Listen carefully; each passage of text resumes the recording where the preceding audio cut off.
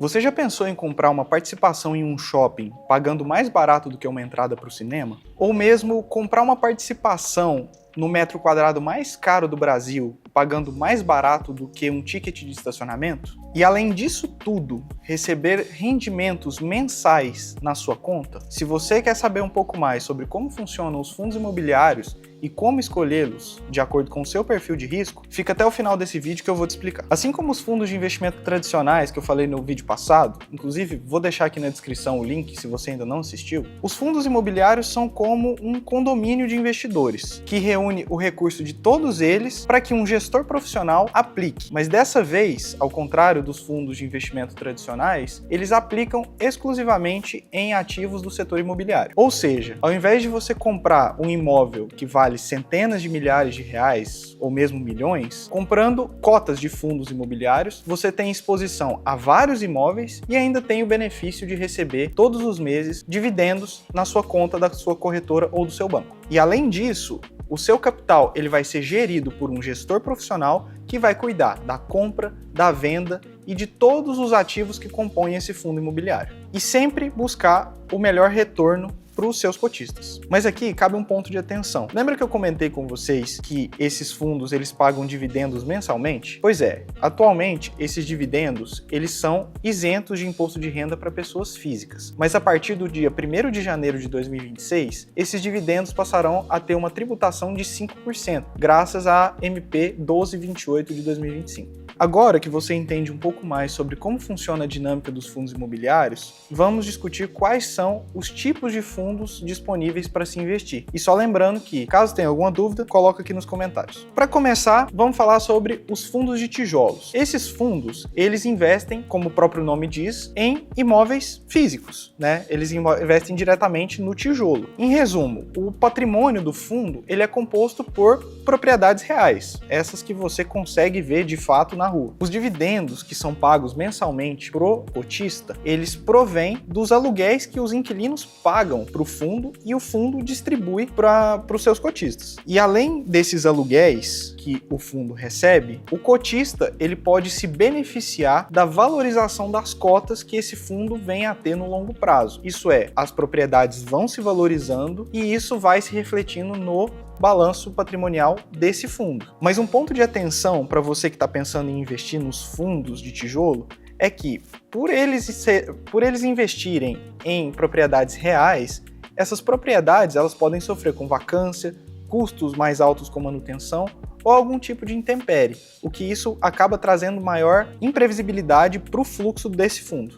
E justamente por trazer essa imprevisibilidade, pelos papéis, né, isso é, os fundos imobiliários, eles serem negociados em ambiente de bolsa de valores, isso pode trazer uma volatilidade para o papel e acabar trazendo uma volatilidade ali para sua carteira. Os fundos de papel, que apesar desse nome ser um tanto estranho, eles investem em títulos e valores mobiliários.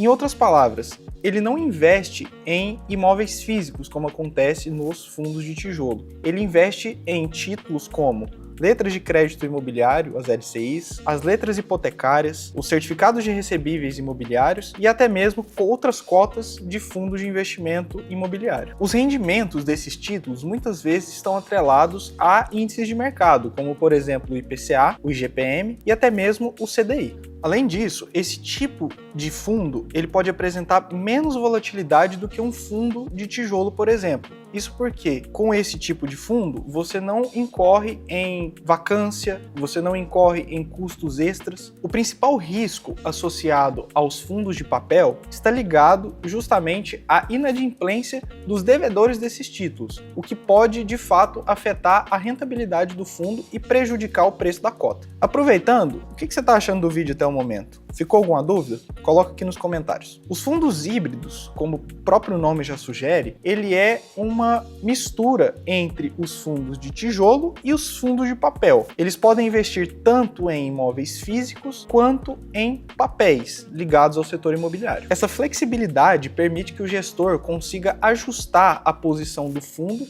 de acordo com um ciclo de mercado e sempre procurar as melhores oportunidades sem necessariamente ter ali uma limitação do mandato do fundo, seja um fundo de papel ou um fundo de tijolo. Ele pode aproveitar os dois. Um ponto de atenção para esse tipo de fundo é que, por se tratar de um mandato muito abrangente, o retorno associado a essa classe de fundo imobiliário, ela pode não apresentar um retorno tão satisfatório como, por exemplo, um fundo de tijolo puro ou um título de papel puro. E com isso trazer retornos mais modestos para o investidor. Já os fundos de fundos são fundos imobiliários que investem em cotas de outros fundos imobiliários. Então, é como se o gestor ele montasse uma carteira de fundos imobiliários, ele fizesse isso dentro de uma estrutura de um fundo e colocasse no mercado para que você invista, sem necessariamente você montar ali uma carteira com a sua avaliação pessoal, por exemplo. Um ponto de atenção para você que está pensando em investir nessa classe de fundos, ao se investir nela,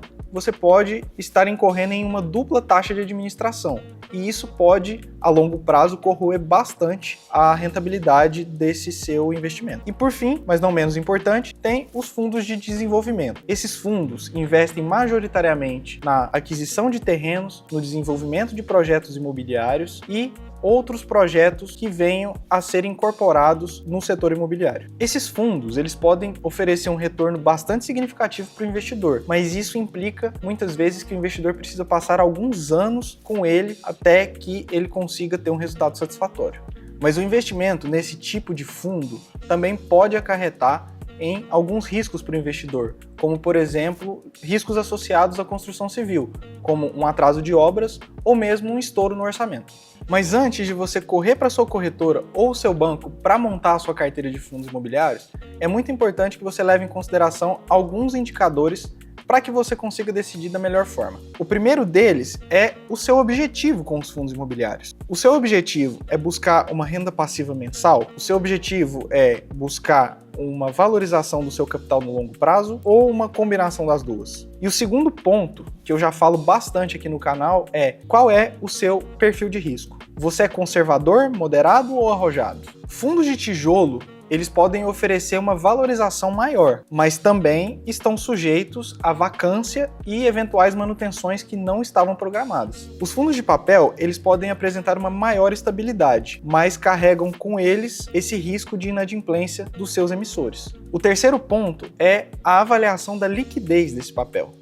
O quão rápido você consegue transformar essa cota em dinheiro novamente. Isso é muito importante você definir desde antes de escolher o seu fundo imobiliário. Outro ponto é a qualidade da governança. Isso é, quem vai cuidar do seu dinheiro e que vai fazer a administração dentro desse fundo imobiliário. Isso também é um ponto muito importante. Além disso, existem algumas métricas que nós, como analistas, usamos para fazer uma avaliação mais profunda do fundo imobiliário. Existem vários indicadores, mas para esse vídeo eu vou trazer dois para que vocês entendam como a gente avalia um fundo imobiliário, por exemplo. O Dividend Yield, ele mostra a relação entre o dividendo distribuído pelo fundo nos últimos 12 meses em relação ao preço da cota. Um Dividend Yield mais alto, ele pode ser mais atrativo para o investidor, mas é muito mais importante você analisar a sustentabilidade desse dividendo.